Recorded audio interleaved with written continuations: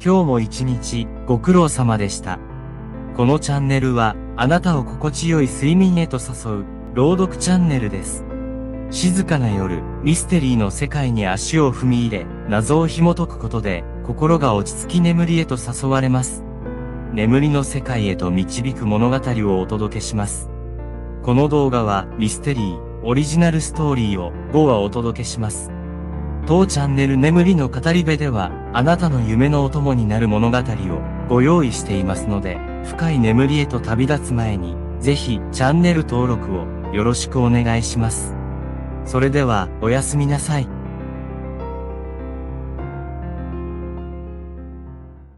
静寂の館の秘密。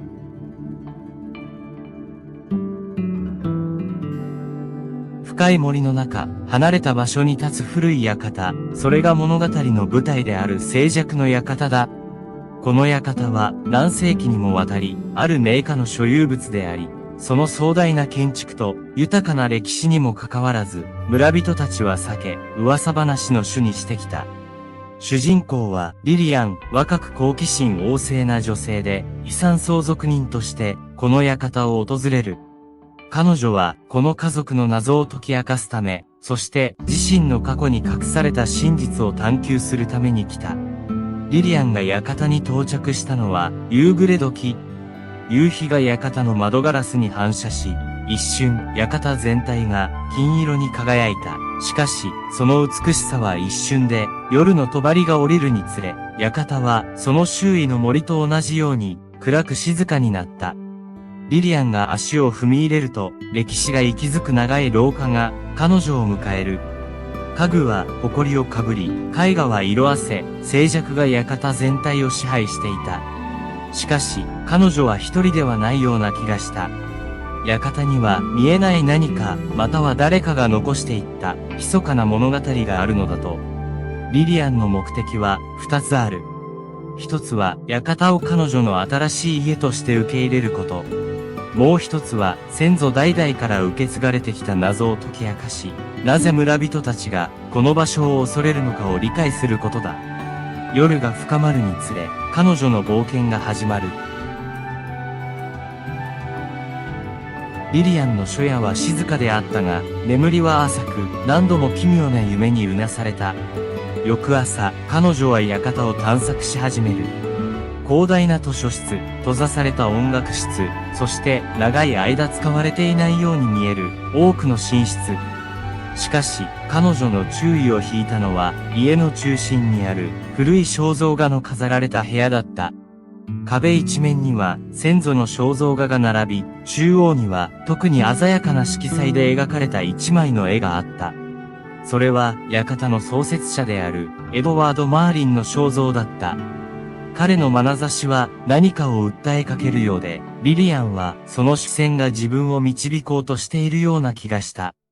その日の午後、リリアンは庭を散策していると、地面に半分うずもれた小さな金属製の箱を見つける。箱を開けると、中には古い手紙と、館の隠された部屋へと続くと思われる謎の鍵が入っていた。手紙には、エドワード・マーリンが彼の死の前に記したもので、家族に宛てたものだったが、なぜかそれが誰にも渡されずに、地面に埋もれていたのかは不明だった。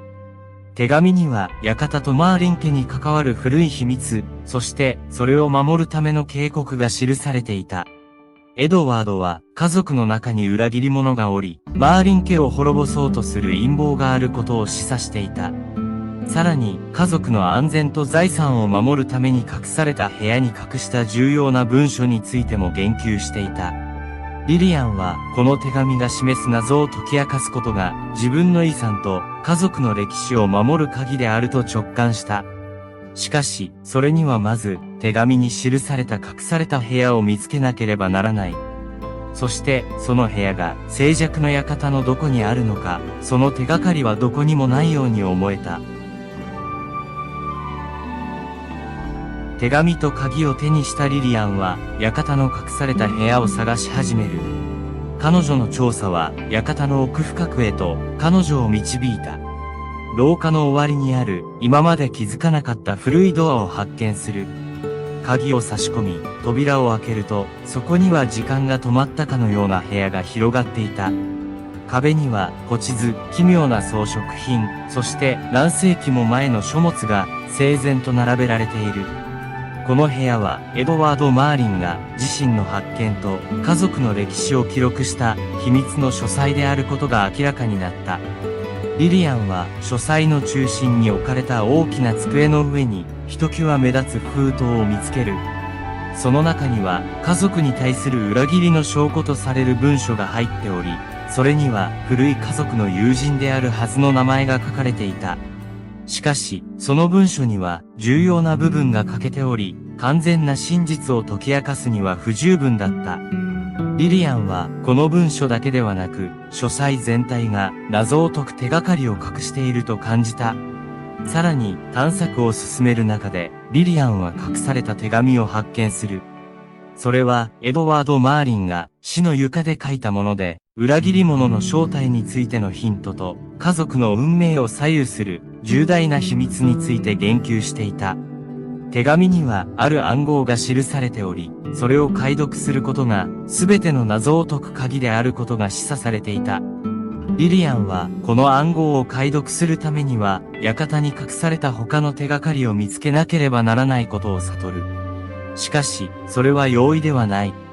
館は謎に満ち、また、その多くは、エドワード・マーリンの生前の出来事と、深く結びついているようだった。リリアンは、家族の過去を解き明かし、裏切り者の正体を暴くために、館の中を、さらに探索する決意を固める。リリアンは、エドワード・マーリンの秘密の書斎で見つけた暗号を解読しようと奮闘した。暗号は複雑で何度試みても解けない。彼女は図書室の古書を調べ、インターネットで情報を探し、さらには地元の歴史家にも連絡を取ったが、進展はなかった。時間が経つにつれ、彼女の焦りは増すばかりだった。ある夜、リリアンはエドワードが生前に書いた日記を発見する。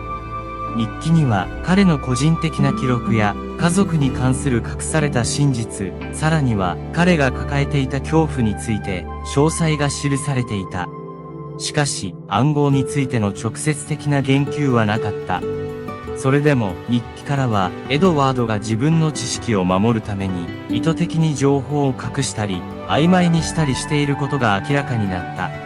リリアンは暗号を解く鍵がエドワードの生き方や哲学に隠されているのではないかと考え始める。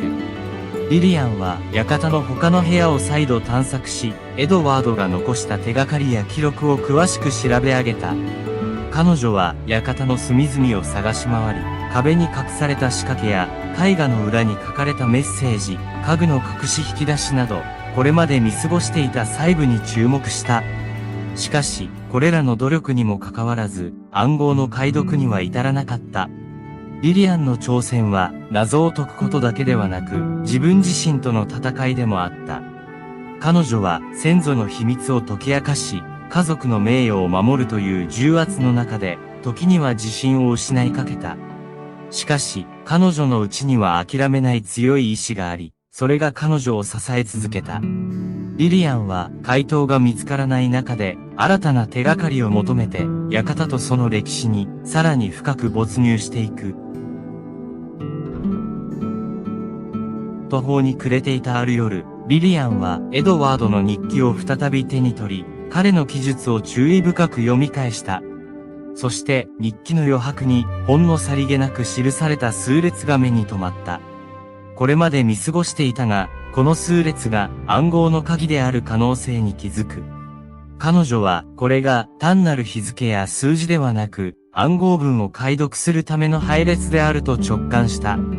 リリアンは熱心にこの新たな発見を暗号に適用してみる。数時間の試行錯誤の末、彼女はついに文書に記された暗号を解読し、そのメッセージを読み解くことに成功した。解読されたメッセージには、エドワードが家族の財産を守るために隠した宝の存在と、その宝が館のどこに隠されているかの手がかりが記されていた。さらに、文書には、マーリン家を脅かす裏切り者の正体に関する重要な情報も含まれていた。それは、エドワードの信頼していた人物が、実は家族に対して、不正を企てていたこと、そして、その人物が、過去に家族にどのような影響を与えたかについての詳細だった。リリアンは、この情報が家族の名誉を回復し、過去の誤解を解く鍵になることを悟った。この発見によって、リリアンの気持ちは一新され、彼女は新たな決意を胸に秘密の場所を探し始める。暗号解読の過程で得た手がかりを頼りに、リリアンは館の隠された部分へと足を踏み入れる。彼女の前に広がるのは、これまでの努力が報われる瞬間だった。解読されたメッセージの手がかりに従い、リリアンは館の最も古い部分へと向かった。彼女は隠された通路と長年にわたって忘れ去られていた秘密の部屋を発見する。この部屋の中には、エドワード・マーリンが家族を守るために隠したとされる宝があるはずだった。部屋は埃っぽく、時間が止まったかのような静けさが漂っていた。リリアンは周囲を慎重に調べ、ついに壁の一部が巧妙に作られた隠し扉であることを見つけ出す。力を込めて扉を開くと、そこには驚くべき光景が広がっていた。部屋の中央には、マーリン家の財宝と歴史的遺産が山と積まれている。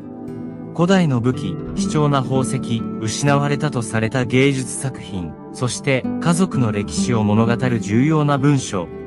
これらすべてが、エドワードが家族の遺産を未来の世代に伝えるために隠したものだった。しかし、その瞬間、リリアンは背後に気配を感じる。振り返ると、そこには彼女が最も信頼していた人物の一人が立っていた。彼は、リリアンが発見した秘密を利用して、マーリン家を裏切ろうとしていた裏切り者だった。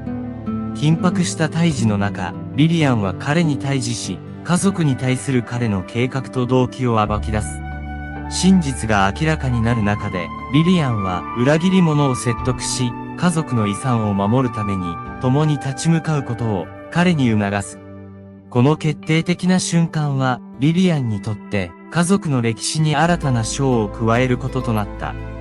彼女の勇気と決断力が、マーリン家の運命を変え、家族の絆を再び結びつけることに成功する。リリアンと裏切り者との対峙の後、彼は自らの行動を悔い改め、家族に対する忠誠を誓う。彼が隠していたさらなる証拠は、マーリン家に対する以前の疑念を晴らし、家族の名誉を完全に回復するのに役立った。リリアンは、この出来事を通じて、家族の過去をより深く理解し、マーリン家の未来に対する、彼女自身の役割を受け入れる。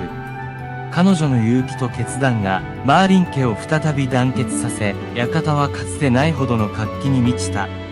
隠されていた財宝は、家族の遺産を保存し、地域社会に貢献するための基金として使用されることになった。リリアンは、自分が果たした役割に誇りを持ち、館とその歴史の新たな守護者としての、自分の未来を楽しみにしている。この経験は、リリアンに多くのことを教えてくれた。真実を追求する勇気、家族の絆の重要性、そして過去を受け入れ、それを力に変えて未来を築くことの価値を。マーリン家の遺産とその秘密は、今後もリリアンと彼女の家族によって大切にされ、次の世代へと受け継がれていくことになる。静寂の館での事件は、リリアンにとって深い変化をもたらした。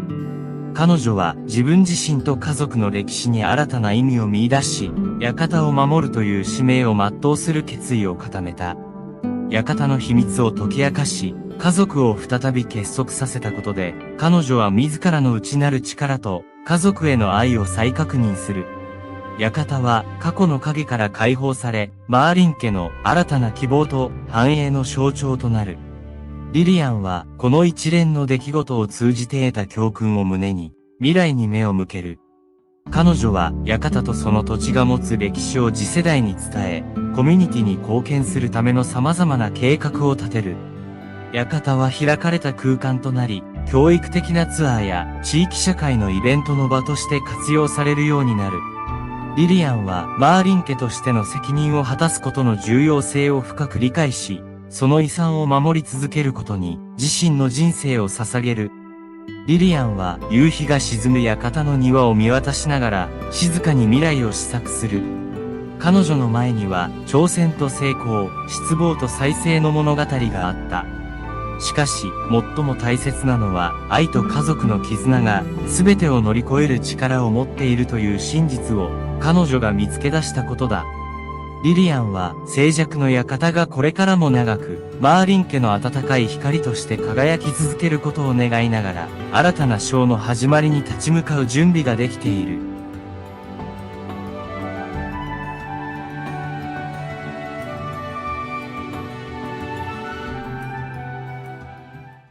消えた花の謎。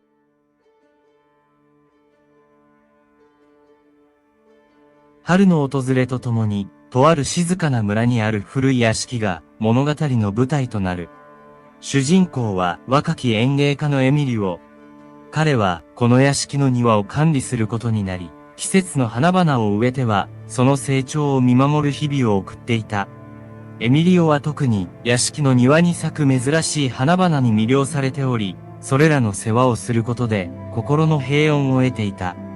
ある日、屋敷の庭に咲いていた最も美しい花が一夜にして姿を消す。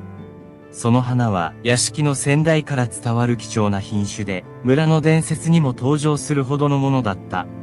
エミリオは花が盗まれたのか、それとも何者かによって隠されたのかを突き止めるため、謎を解く旅に出る。彼の調査は屋敷の古い記録や日記を読み解き、地元の人々に話を聞くことから始まる。しかし、それだけでは花の行方を突き止めることはできなかった。エミリオは花を取り戻すため、そして屋敷とその庭に隠された秘密を明らかにするため、さらに深く探求することを決意する。エミリオの調査は進展を見せない中、屋敷の古い庭師から意外な話を聞く。かつて、この屋敷には特定の花が咲くと不思議な出来事が起こるという伝承があった。それは、その花が真の愛を見つける者にのみ美しさを見せ、その後ろ姿を消すというものだった。エミリオはこの伝承に興味を持ち、花の消失がただの盗難ではなく、何かもっと神秘的な理由によるものかもしれないと考え始める。さらに調査を深めるうちに、エミリオは屋敷の先代が残した日記を発見する。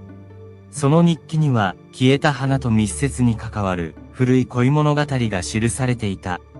物語には先代の若き日に彼が出会った村の美しい女性との恋愛が描かれている。しかし、その恋は突然の悲劇によって終わりを迎え、花は二人の愛を象徴するものとして屋敷の庭に植えられたのだった。エミリオはこの古い恋物語に魅了され、花の消失が先代と女性の未来を象徴する何かである可能性を感じ取る。彼は花が姿を消した真の理由を突き止めるために、先代の足跡をたどり、古い恋の謎を解き明かそうと決意する。エミリオが古い恋物語の謎を追い求める中で、屋敷の庭で奇妙な現象に直面する。夜ごとに消えたはずの花が再び姿を現し、朝には再び消えている。この不可解な出来事は、村の伝説と恋物語が真実を含んでいることを示唆していた。エミリオは、この現象の背後にある秘密を解き明かす手がかりを見つけるため、庭の調査を深める。ある晩、エミリオは花が再び現れる瞬間を目撃し、それを追いかけるが、花は突如として光と共に消え去る。しかし、この追跡の最中、彼は庭の隅に隠された古い井戸を発見する。井戸の周囲には先代が植えたとされる。同じ種類の花が咲いており、井戸の中からはかすかな光が漏れていた。エミリオは井戸を調査し、その底に何かがあることを突き止める。彼は古い日記の記述と井戸の存在が関連していると確信し、さらに深く掘り下げることに決める。日記には先代と村の女性が井戸のそばで秘密の約束を交わしたことが書かれており、その場所が二人の愛の証であることが示唆されていた。エミリオは井戸の中から発見されたものと日記に記された物語をつなぎ合わせ、花の消失と現れる謎を解く鍵が、過去の恋人たちの未来を象徴する何かであると推測する。彼は、この古い井戸が、失われた花と、先代の恋物語の秘密を守る場所であることを理解し、その秘密を解き明かす決意を新たにする。井戸と古い恋物語の間に、確かな関連を見つけたエミリオであったが、花が消えた本当の理由と、それが再び現れる謎については、依然として手がかりが不足していた。日記と井戸からの発見は、過去の愛の物語を明らかにしたが、現代に花がどのように関わっているのかの説明には至らなかった。エミリオは、花が夜間にのみ現れる現象を、より深く理解するために、庭の監視を強化する。彼は、夜通し庭を見守り、花の出現と消失を記録し、パターンを探そうとするが、花の振る舞いに一貫性を見つけることはできなかった。彼はまた、屋敷に残された他の日記や、手紙、記録を詳しく調べ直し、花と先代の恋人たちの関係について、新たな手がかりを見つけ出そうとしたが、進展はなかった。途方に暮れたエミリオは、庭の美しさと静けさの中で、回答を見出そうと、瞑想にふける。彼は、この不可解な謎が、単なる盗難や自然現象を超えた、もっと深い意味を持っていることを感じていた。先代の日記には、失われた愛と、その後の悲しみが綴られており、エミリオは、それが何らかの形で、花の現象に影響を与えているのではないかと考えた。彼は、庭と屋敷に残された過去の痕跡をたどりながら、花の秘密と先代の恋物語が示す愛の力について深く思索する。しかし、彼の努力にもかかわらず、謎の解明には至らず、エミリオはさらに答えを探求する決意を固める。花の謎を解くことが、先代の恋物語に平和をもたらし、彼自身の心にも答えを与えることになると信じていた。深夜の庭での瞑想の最中、エミリオはふとある発見をする。井戸の近くで咲く花々の間に、先代がよく描いていた特定の花の模様があることに気づく。この模様は日記に記されていた。恋物語の重要なシンボルと一致していた。エミリオは、この発見が花の謎を解く鍵であると確信し、さらに調査を進める。翌日、エミリオは日記の記述と花の模様を照らし合わせ、井戸の周囲で特定の花が咲くことが、先代とその恋人の秘密の約束の一部であったことを発見する。この約束により、二人の愛は時間を超えて庭に影響を与え、花の出現を引き起こしていたのだ。彼らの愛の物語は、花が出現する理由と、それが消える謎に深く関わっていた。エミリオは井戸の底から回収したアイテムと日記に記された情報を組み合わせ、先代とその恋人が井戸を愛の証として使っていたことを突き止める。彼らは井戸に特別な花を植え、その花が咲くことで互いの愛を確認し合っていた。花の周期的な出現は亡くなった恋人たちの愛が現代にもなお屋敷の庭に生き続けていることを示していた。この発見により、エミリオは花の消失と再出現の謎を解明し、屋敷とその庭に秘められた愛の物語を明らかにする。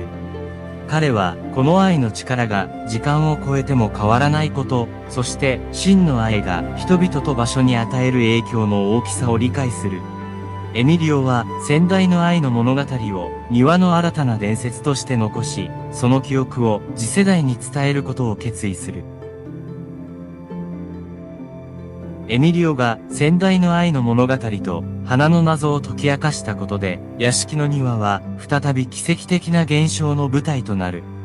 花が消えた真の理由と、その再出現の秘密が明らかになった瞬間、亡くなった恋人たちの愛が時間を超えて庭に宿っていることを示す壮大な花の咲き乱れが起こる。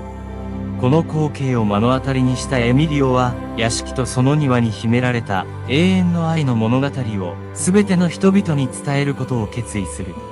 彼は井戸の周囲に咲く花々を丹念に手入れし、先代の恋物語を語り継ぐためのガイドブックを作成し、屋敷を訪れる人々に、その物語を共有する。やがて、消えた花の謎と、先代の恋物語は、村だけでなく、遠く離れた地からも、人々を引き寄せる、屋敷の庭の新たな伝説となる。エミリオの努力により、屋敷とその庭は、愛を求めるすべての人々にとっての聖地となり、亡くなった恋人たちの物語は、愛の力がいかに偉大であるかを証明する象徴となる。エミリオは自分自身の手で屋敷の庭を永遠の愛の物語の舞台に変えることができたことに深い満足感と誇りを感じる。彼の行動は過去と現在、そして未来をつなぐ架け橋となり、真の愛が時間を超えて続くことの美しさをすべての人に伝える。エミリオの手によって明らかにされた恋物語と花の不思議な現象の真実が広まるにつれ、屋敷の庭は愛と奇跡の場所として知られるようになる。村人たちや遠方からの訪問者は、この永遠の愛の物語を聞き、井戸の周りに咲く花を見るために屋敷を訪れる。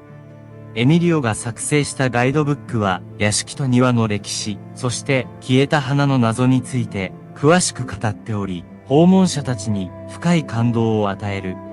人々は愛が時間を超えても変わらない力を持つこと、そしてそれがどのように人々の心を結びつけるかを学ぶ。エミリオは先代の恋物語がもたらした影響を目の当たりにし、自分自身もまた真の愛を見つける旅の途中であることを理解する。彼は屋敷の庭がこれからも多くの人々に愛と希望を与え続けることを願いながら、自らの役割を誇りに思う。消えた花の謎が解けた今、エミリオは屋敷の庭を守ることの意味を新たに見出し、その美しい伝説を未来へとつなげていく決意を固める。彼の努力によって屋敷とその庭は訪れる人々に愛の物語を語り続ける、時を超えた美の象徴となる。エミリオの努力によって屋敷の庭は愛の物語を伝える場となり、その美しい伝説は遠くまで広がっていきました。消えた花の謎が解け、先代の恋物語が明らかになったことで、人々は愛の真実とその力を改めて認識しました。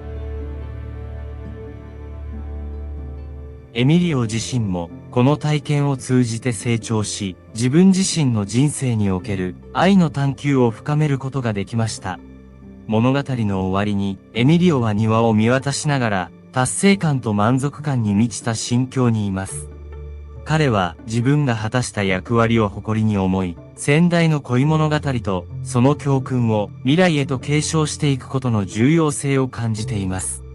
屋敷の庭は訪れる人々に愛と希望のメッセージを伝え続けるでしょう。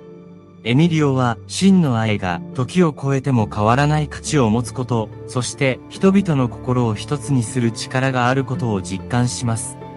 彼の物語は愛を求め、愛を守り、愛を伝える旅の象徴となりました。そして彼はこれからも屋敷の庭で新たな花を育て、その美しさと物語を次世代に引き継いでいくことでしょ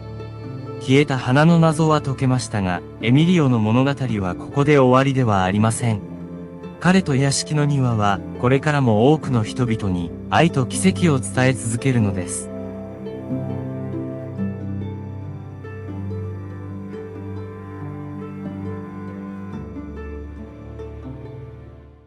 時計塔のささやき。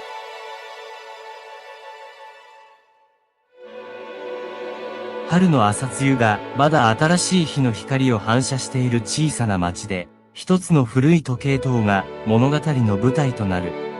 この時計塔は町の象徴でありながら多くの秘密を秘めていた。主人公はマリア、この町に新しく引っ越してきた若い図書館員である。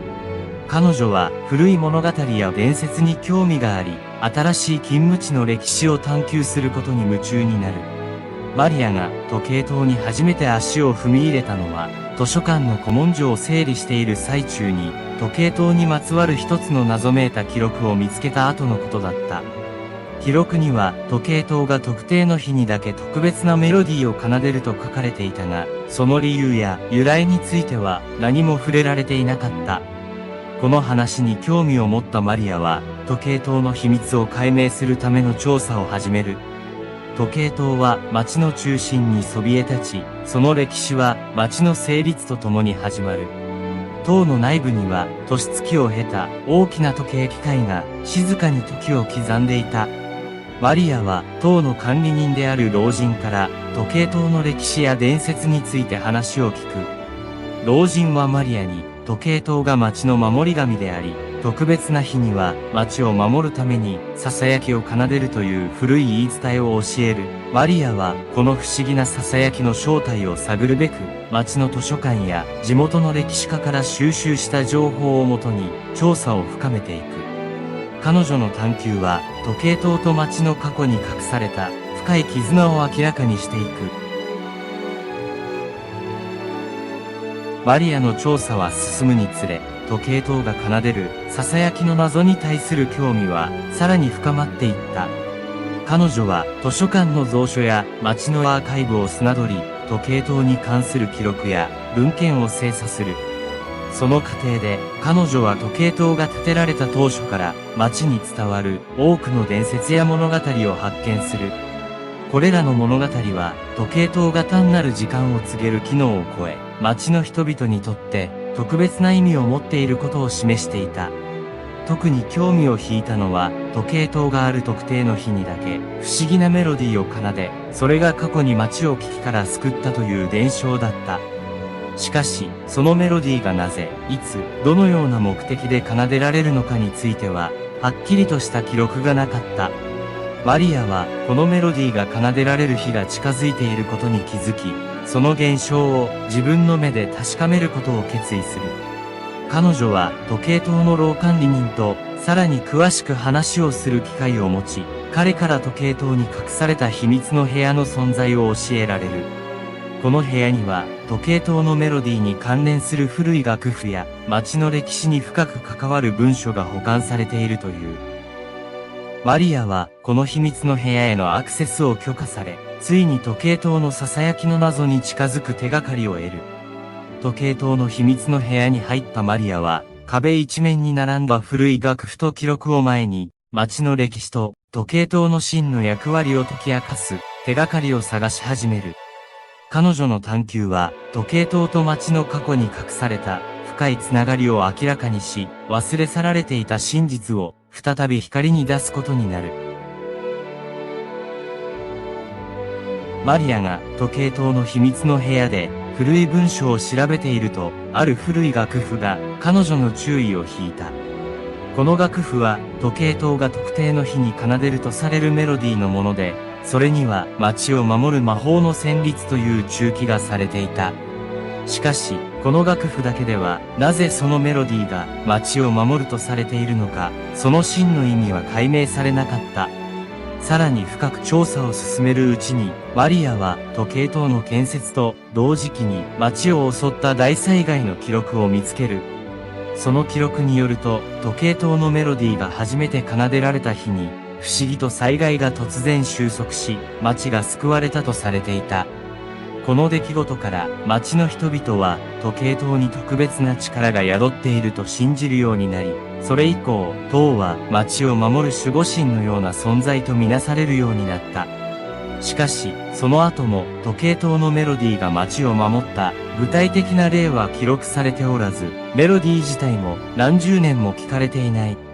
マリアはこのメロディーが再び町を守る鍵となるのか、それとも単なる伝説に過ぎないのかを見極めるため、メロディーが奏でられる日を待ち、その秘密を解き明かそうと決意する。その日が近づくにつれ、マリアは時計塔の周りで奇妙な現象が起こり始めることに気づく。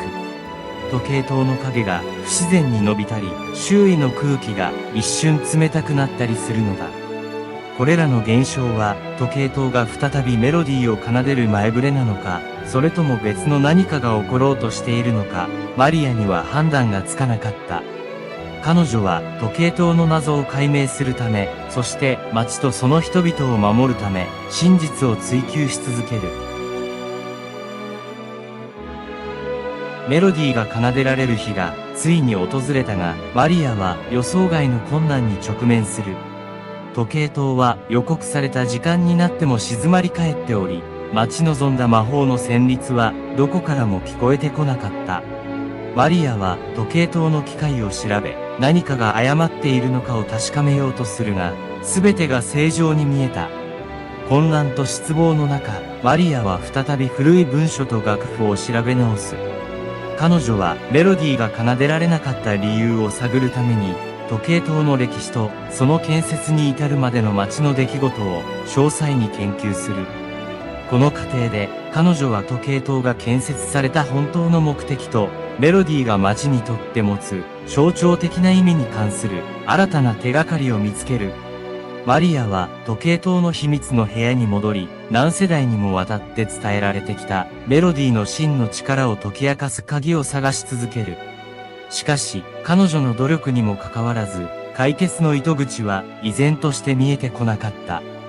時計塔の囁きがなぜこの重要な日に沈黙を守ったのか、その理由は謎のままであった。この挫折はマリアにとって大きな試練となり、彼女は時計塔と街の間に隠されたより深い絆を理解することの難しさを痛感する。しかし、彼女の探求心は衰えず、街を守るために時計塔がどのような役割を果たしてきたのか、そして失われたメロディーを取り戻す方法を見つけるために、さらなる調査を続ける決意を固める。マリアの挑戦は、ある夜の出来事によって新たな転機を迎える。彼女が時計塔の静寂に耳を澄ませていた時、ふと遠くからかすかにメロディーが聞こえてきたのだ。しかし、このメロディーは時計塔からではなく、街の古い部分から漂ってきていた。驚いたマリアは、その音の源を探しに、夜の街へと足を運ぶ。彼女がたどり着いたのは、古い教会の隣にある忘れ去られた庭だった。庭の中心には、時計塔と同じ時期に建てられたとされる古い水時計があった。マリアは水時計から漏れ出るメロディーが時計塔の楽譜に記されていたものと酷似していることに気づく。水時計と時計塔は何らかの形でつながっており、メロディーは双方から奏でられることで街に特別な力を与えていたのだ。さらに調査を進めるうちに、マリアは時計塔の建設者が街を守るために水時計と時計塔を特別なメカニズムで連動させ、二つの機械が一緒に動作することで、初めてメロディーが完全な形で奏でられるようにしたことを発見する。しかし、何年もの間、このシステムは忘れられ、水時計は荒れ放題になっていたため、メロディーは不完全な形でしか聞こえなくなっていたのだ。マリアは水時計を修復し、時計塔の管理人と協力して古い機械を再び動作させる。そしてついに待ち望んだ日に、時計塔と水時計は美しいメロディーを奏で、その音は街中に響き渡った。このメロディーは街を守るためにかつて建設された双方の機械の力を象徴しており、マリアの努力によって忘れ去られていた街の守護の伝説が再び蘇ったのだった。時計塔と水時計が一体となって奏でるメロディーが街中に響き渡ったその日、街はかつてないほどの活気に包まれます。この美しい旋律は人々の心を一つにし、街全体に希望と安堵の感情を呼び起こしました。長年忘れ去られていた伝説が真実であったこと、そしてマリアの努力が街を再び守護する力を取り戻したことが街の人々に広く知られるようになります。この日を境に、時計塔と水時計は街の守護神としての役割を再確認され、マリアはその功績を称えられ、街の英雄として称えられます。しかし、マリア自身は自分の行動が単に過去の真実を明らかにしただけでなく、街の人々に新たな絆をもたらし、未来への信頼を築くきっかけとなったことに、より大きな意義を見出していました。街の中心で開かれる祝賀会で、マリアは時計塔と水時計の物語を語り、街の人々に感謝の言葉を伝えます。彼女の話は人々に時計塔の囁きがただの伝説ではなく、町を守る実際の力を持っていたことを再認識させ、町の未来に対する希望を新たにします。彼女の行動は、時計塔のメロディーを通じて、町の守護神の力を復活させることに成功し、それによって、町の人々の心に永続的な印象を残しました。時計塔と水時計が奏でたメロディーによって、町にもたらされた絆と希望は、マリアの努力の成果として、町の歴史に新たな章を刻みます。メロディーの再生は、単に忘れ去られた伝説を蘇らせるだけでなく、町の人々の心に深い印象を残し、未来への信頼と希望を新たにしたのです。マリアの旅は、過去を探求し、現在をつなぎ、未来への橋を架けることで、町の文化と伝統の重要性を再認識させました。祝賀会の後、マリアは町の図書館で時計塔と水時計の物語を詳細に記録し、町の歴史の一部として保存することを決意します。彼女の記録は後世の人々がこの重要な出来事を学び、町が直面するかもしれない未来の試練に備えるための資料となります。マリアの物語は、個人が持つ好奇心と情熱が、コミュニティ全体にポジティブな変化をもたらす力を持っていることを示しています。彼女は、時計塔の囁きが、ただの伝説ではなく、町の人々を結びつけ、守るための力であることを証明しました。この体験を通じて、マリアは自分自身の居場所と、過去の価値を未来に伝える役割を見出しました。マリアは時計塔の下で一人、夕暮れ時の静かな街を見渡します。彼女はこの経験を通じて得た知識と街の人々との絆を胸に、次の章へと進む準備ができています。街の守護神としての時計塔の囁きは、これからも長く街の記憶に残り続けるでしょう。時計塔の囁きが街中に響き渡ったあの日から、街は新たな絆で結ばれ、過去の伝説が現代に息づく場所となりました。マリアの情熱と努力によって、時計塔と水時計の秘密が解き明かされ、街の守護伝説は再び人々の心に刻まれることとなります。マリアは自らの探求が街の歴史に新しい光をもたらし、コミュニティの結束を強化したことに大きな満足感を感じています。彼女の行動は単に失われたメロディーを取り戻すだけではなく、街の人々に過去と現在、そして未来をつなぐ大切な架け橋を提供しました。祝賀会の夜、街の人々と共に過ごした時間は、マリアにとって忘れられない思い出となり、彼女は街の一員として真に受け入れられたことを実感します。時計塔の下で過ごす静かな夕暮れ時、マリアはこれからも街のためにできることを模索し続けることを誓います。彼女の心には、時計塔の囁きとともに、街の人々との深い絆が永遠に残ります。マリアの物語は、好奇心が導く冒険が、いかに人々を結びつけ、忘れ去られた歴史を蘇らせることができるかを示しています。時計塔の囁きは街の象徴として、そして守護神として、これからも長く街の記憶に刻まれ続けるでしょう。マリアと街の人々の物語は終わりましたが、その遺産は次世代へと受け継がれ、新たな始まりを告げるのです。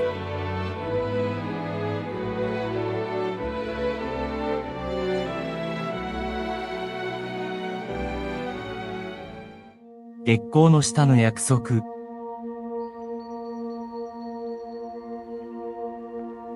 月光が静かな村を照らす夜、古びた屋敷の庭に一人の女性が立っていた。彼女はエリザベスと名乗り、村の人々にはほとんど知られていない、あるいは忘れ去られた存在だった。彼女の背後には何十年もの間、人の手によって維持されてこなかった草木に覆われた迷路のような庭が広がっている。その中心には、かつて彼女の家族が所有していたという、美しいが今は朽ち果てた噴水がある。エリザベスは遠く海外での生活を経て、祖母から受け継いだこの屋敷へと戻ってきた。彼女が帰ってきた理由は、家族に伝わるある古い約束を果たすため。しかし、その約束の内容は、彼女以外の誰も知らない。エリザベス自身も、その全貌を把握しているわけではなかったが、屋敷のどこかに隠された手がかりを見つけることが、約束を果たす鍵となると信じていた。この夜、彼女は祖母の遺品を整理していた時に見つけた古い地図を手に庭を歩き始めた。地図には屋敷の庭が詳細に描かれており、何かを示すマークがいくつか点在していた。エリザベスはこれらのマークが約束を果たすための手がかりに違いないと確信し、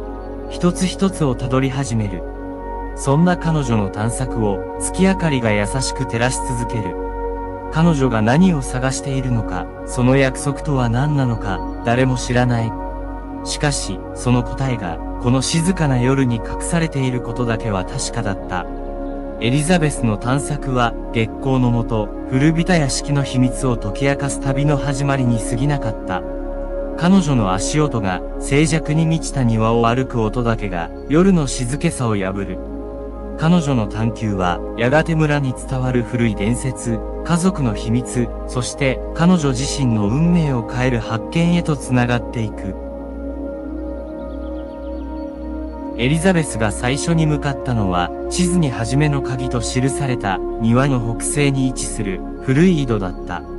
月の光がその表面を照らし出し、何年もの間、誰の手によることもなく放置されてきたこの場所に、幻想的な雰囲気を与えていた。井戸の縁に近づくと、彼女はそっと地図を広げ、手がかりを確認した。地図には、井戸のそばに小さな印が付けられており、エリザベスはその場所を掘り返すことにした。彼女の手元には古いシャベルがあり、静かに、しかし確実に土を掘り進めた。しばらくすると、彼女のシャベルが何か硬いものに当たった。手掘りで穴を広げると、そこには小さな錠前付きの箱が埋まっていた。箱を開けるための鍵は、どこにも見当たらなかったが、エリザベスは諦めることなく、屋敷の中を探し始めることにした。屋敷に入ると、彼女はまず祖母の書斎に向かった。部屋の中は、古い書籍でいっぱいで、何世紀にもわたる家族の歴史が詰まっているように感じられた。書斎の一角にある古いデスクの引き出しを開けると、エリザベスは小さな鍵束を見つけた。その中から錠前に合いそうな鍵を選び、庭へと戻った。箱に鍵を差し込み、ゆっくりと回すと、蓋が開いた。中から現れたのは、古い手紙と小さな鐘のペンダントだった。手紙は祖母からのもので、エリザベスへ宛てたものだった。その中には、家族が代々守ってきた約束の真実が記されていた。それは何世代にもわたって、月光の下で特定の夜に、村を守るための儀式を執り行うことだった。エリザベスは、この儀式が何を意味するのか、なぜ自分がそれを執り行わなければならないのか、混乱しつつも興味を抱いた。手紙には、儀式を完了させるために必要な次の手がかりが、屋敷のどこかに隠されていると書かれていた。月光の下、彼女の探索は続く。エリザベスは自分がこの約束をどう果たすべきか、そしてその過程で何を発見するのかを知るために、屋敷とその周囲をさらに探し始めるのだった。彼女の心は不安でいっぱいだったが、同時にこの未知の冒険に対する期待感も高まっていた。夜が深まるにつれ、エリザベスは屋敷の図書室へと足を運んだ。祖母の手紙には次の手がかりが知識の守り手に隠されているとあった。図書室は数百年にわたる家族の知識と秘密が詰まった場所であり、その中には古い文献や日記、地図が所狭しと並んでいた。エリザベスは祖母がよく座っていたという窓際の古い椅子に腰を下ろし、部屋をじっと見渡した。そして壁一面を覆う巨大な書棚に目を留めた。その中央には一冊の本が他とは異なる向きで置かれており、まるで誰かが意図的に目印として残したかのようだった。慎重にその本を手に取ると、本棚がゆっくりと動き出し、隠し扉が現れた。驚きつつも、エリザベスは扉を押し開け、その先に広がる隠された部屋へと足を踏み入れた。部屋の中央には大きな机があり、その上には古い地図と一連の文書が広げられていた。文書の中には村の歴史について詳しく書かれたもの、祖先たちが遭遇した不思議な出来事についての記録、そして儀式の具体的な手順が記された古文書が含まれていた。エリザベスはこれらの文書を一つ一つ丁寧に読み進め、儀式に必要なアイテムと場所、そして正確な日時を確認した。儀式は特定の夜、月が最も輝く時に行われるもので、村を守る古い力を呼び覚ますためのものだった。エリザベスは自分の家族が代々この役割を担ってきたこと、そして今その責任が自分に託されていることを理解した。隠し部屋から出たエリザベスは次なる手がかりを探しに再び夜の庭へと戻る。彼女は地図を頼りに儀式に必要なアイテムを集めるために屋敷の隅々を探し始めた。その過程で彼女は祖母から受け継いだこの屋敷とその土地に秘められた歴史と伝説に少しずつ触れていくのだった。夜風がそよぐ中、エリザベスの探索は続き、彼女は自分がこの運命を受け入れ、村と家族のために何ができるのかを考えながら、月光のもと一歩一歩前に進んでいった。月は高く、その輝きはエリザベスの探索を静かに見守っていた。彼女が集めるべき最後のアイテムは、家族が代々受け継いできた特別な銀のロケットだった。このロケットは儀式の際に中心的な役割を果たし、村を守る力を持っていると伝えられていた。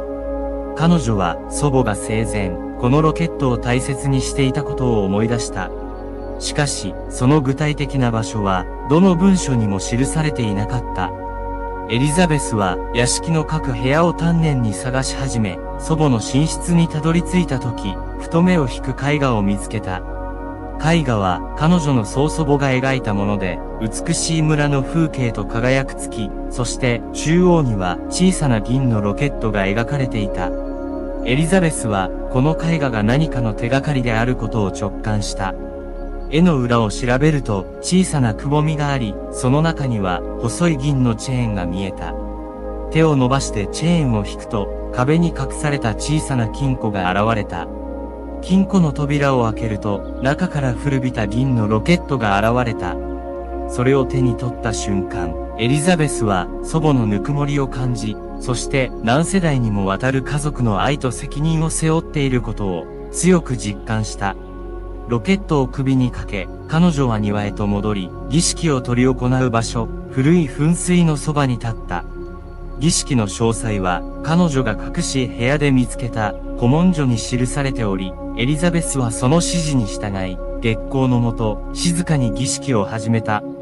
彼女はロケットを高く掲げ、祖先たちの言葉を唱えながら、村を守る力を呼び覚ますための古い呪文を唱えた。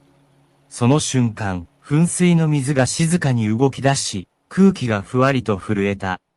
月光がロケットに反射し、その光が庭全体を包み込む。不思議な感覚に包まれたエリザベスは、自分がこの地と深いつながりを持っていることを感じた。儀式が終わると、庭は再び静寂に包まれた。しかし、何かが変わったような、守られているような安心感が、エリザベスを包み込んだ。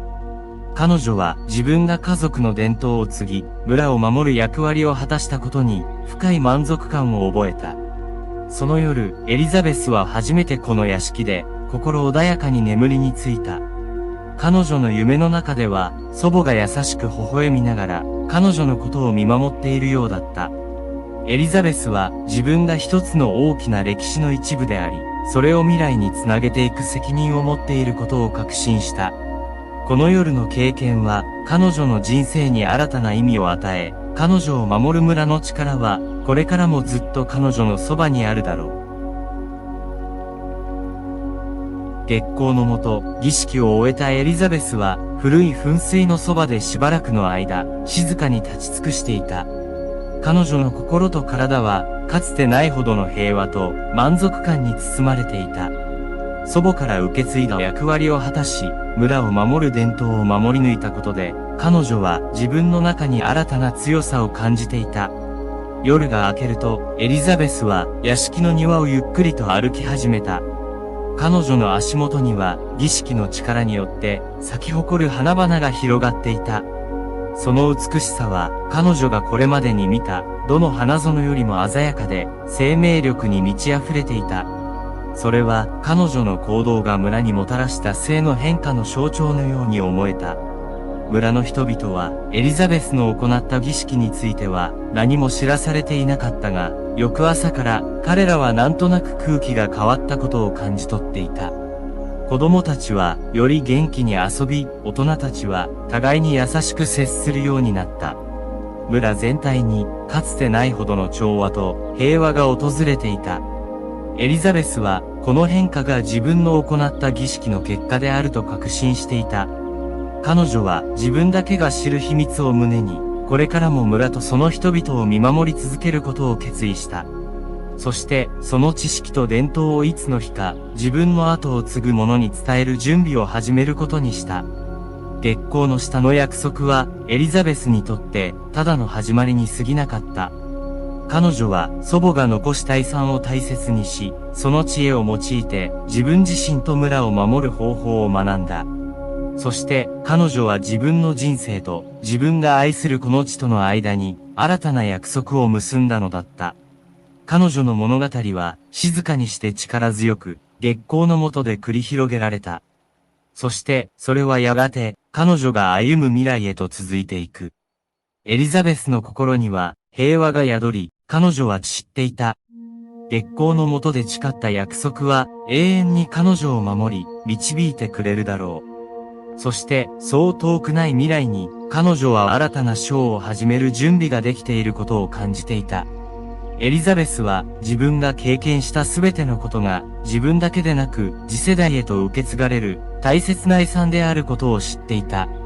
月光の下で約束された守りは、これからも彼女の家族と村を守り続けるのだった。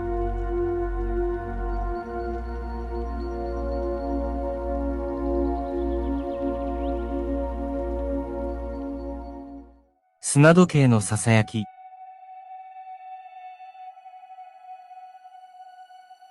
落ち着いた海辺の町に古い時計店がひっそりと佇んでいる。店の奥深くには時を刻む多くの時計が静かに、しかし確かにその役割を果たしている。この時計店の若き店主、レオは時計修理の名手であり、古時計に秘められた物語を解き明かすことに情熱を注いでいる。レオの祖父が残したこの店は、彼にとって家族の遺産であり、時の流れを見守る守護者のような存在だ。ある日、レオは店の奥からひときわ古い砂時計を見つける。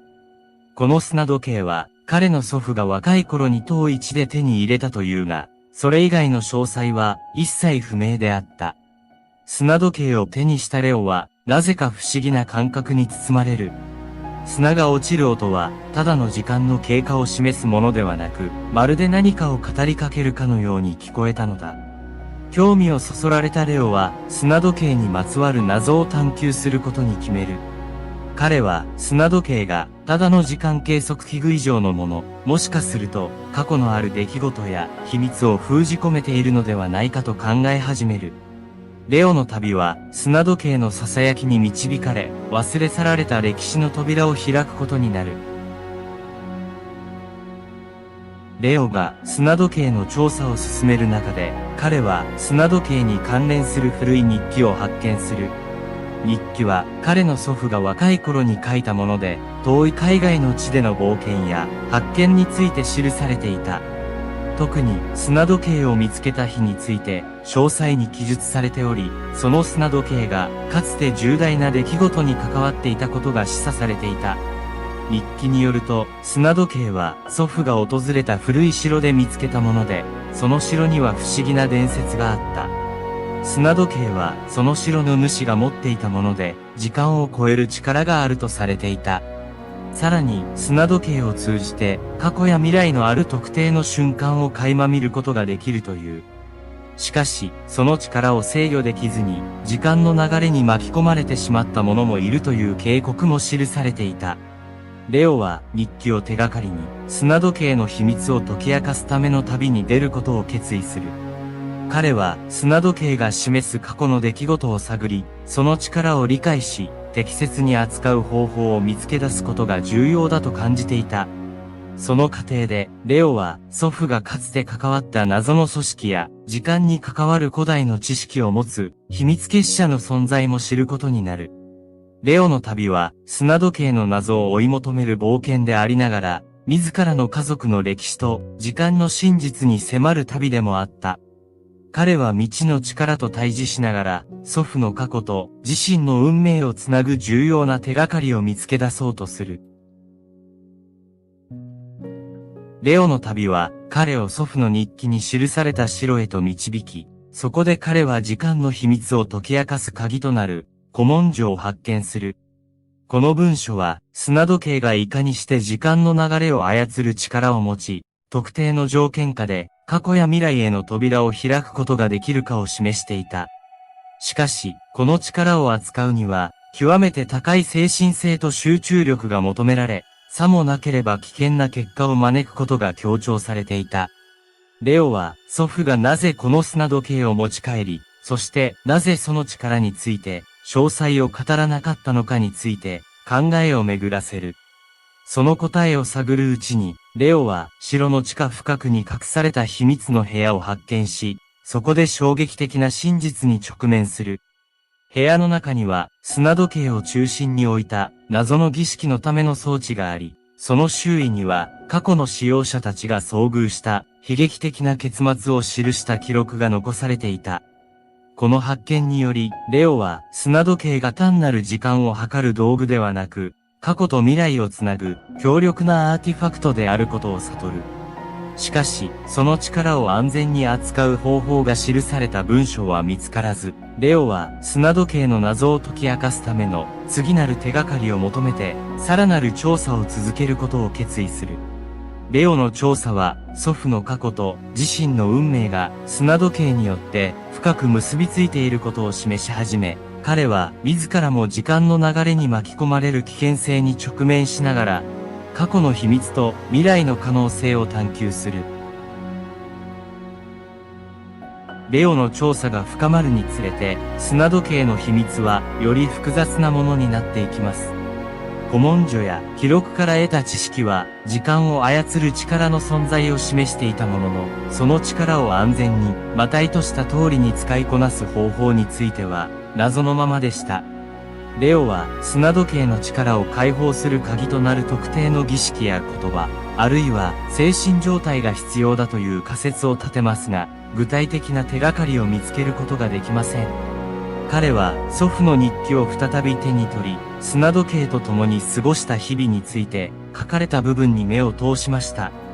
日記には砂時計を使って過去に旅をした経験が幾度となく記されていたものの、祖父もまたその力を完全には制御できなかったようで、時には予期せぬ時代や場所へと導かれたことが綴られていました。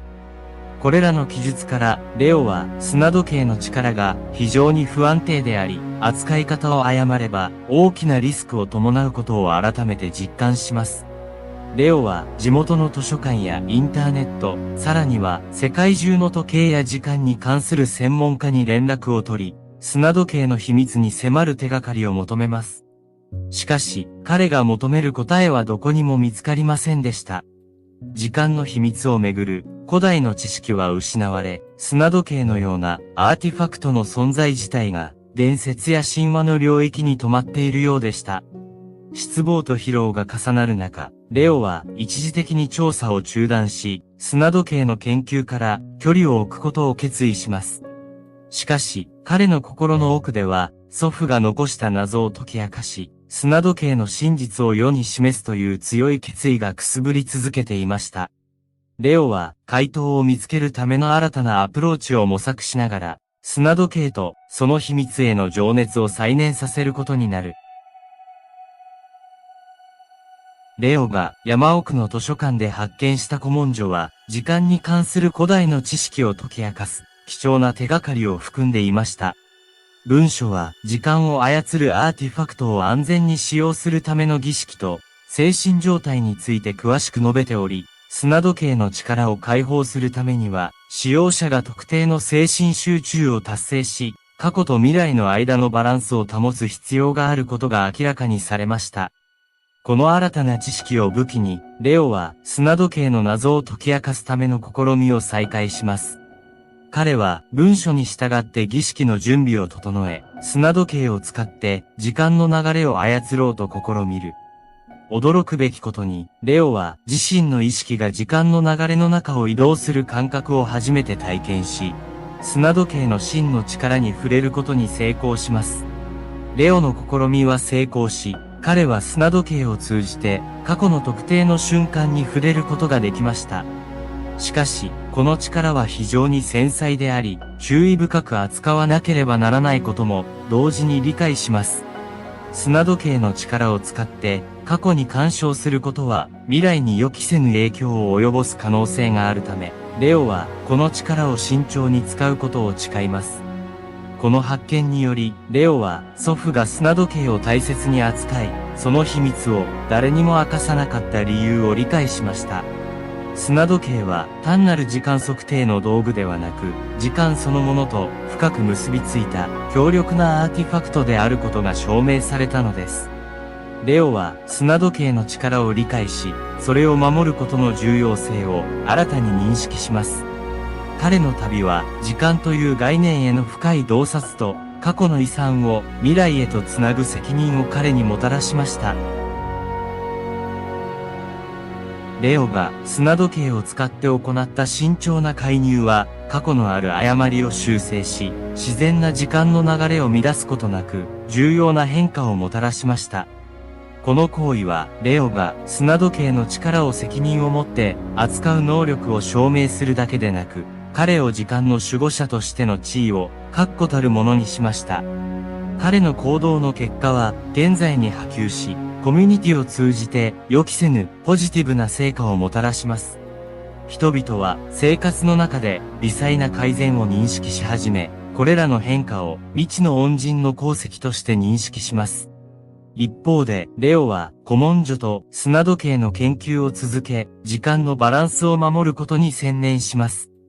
彼は静かな見守り人となり、絶対に必要な時にのみ介入し、時間の織物の完成性を保証するために、最大限の注意を払いながら行動します。